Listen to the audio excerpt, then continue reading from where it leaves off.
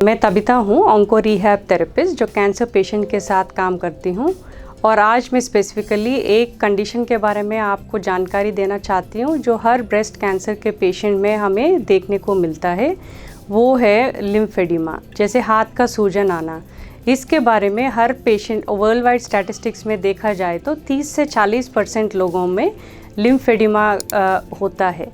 सो ये किस में होता है वो कोई भी प्रेडिक्ट नहीं कर सकता है, बट अगर आपके ट्रीटमेंट के दौरान अगर आप किसी फिज़िकल थेरेपिस्ट के संपर्क में अगर आप रहे तो आपका ये कंडीशन एक तो प्रिवेंट किया जा सकता है। अगर प्रिवेंट नहीं होता है और किसी पेशेंट में अगर आता भी है तो कोई घबराने की ज़रूरत नहीं है। आपके फ़िज़िकल थेरेपिस्ट के इसके बारे में आपको पूरी जानकारी देंगे और आपको इसका ट्रीटमेंट किस तरीके से आपको इस चीज़ का ध्यान रखना है वो भी बताएंगे।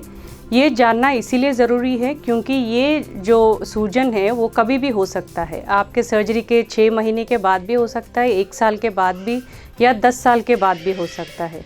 सो अगर आपको इस चीज़ के बारे में पता हो, अगर आप अर्ली आइडेंटिफाई कर सकते हैं तो उतनी जल्दी आपको इस चीज़ से आपको रिलीफ भी मिल सकता है। ये सूजन के बारे में काफ़ी पेशेंट को जानकारी ना होने की वजह से वो बहुत जब ज़्यादा बढ़ जाता है तभी वो हमारे पास आते हैं।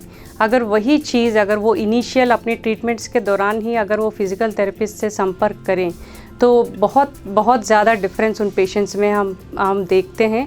क्योंकि सिर्फ लिम्फेडिमा सिर्फ वो एक ट्रीटमेंट नहीं है, वो एक वे ऑफ लाइफ है जो जिस तरीके से उनको अपनी एवरीडे एक्टिविटीज़ को बदलना है। इन सारी चीज़ों की जानकारी बहुत ज़रूरी होता है क्योंकि ब्रेस्ट सर्जरी के बाद बहुत उनका पोस्चर के साथ बहुत उनके स्पाइन कॉम्प्रोमाइज़ हो जाता है। सो इन सारी चीज़ों के बारे में एक डिटेल असेसमेंट की बहुत ज़रूरी होता है। वो एक फ़िज़िकल थेरेपिस्ट करके आपको ये सारी चीज़ें अगर एक बार भी अगर आप मिल सकते हैं तो उसके बाद आपको बहुत सारी चीज़ों का आपको रिलीफ मिल सकता है।